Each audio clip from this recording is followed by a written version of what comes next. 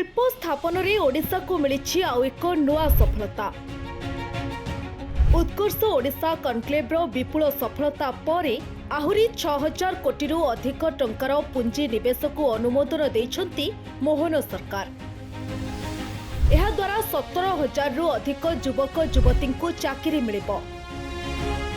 संबलपुर, बलांगीर, कटक, गंजाम, जाजपुर, जगतसिंहपुर, झारसुगुड़ा, कलाहांडी, खोर्धा, कंधमाल और रायगड़ा जिले में कार्यकारी हेबो 19टी प्रकल्प। टेक्सटाइल, जैव इंधन, सबुज शक्ति, स्टील, आलुमिनियम भली क्षेत्र में व्यापक निजुक्ति सुजोग सृष्टि हेबो। डबल इंजिन सरकार रे डबल हेउछि ओडिशार विकासर बेग। मुख्यमंत्री श्री मोहन माझी नेतृत्व में राज्य में हेउछि द्रुत शिल्पायन, निर्माण हेउछि समृद्ध ओडिशा।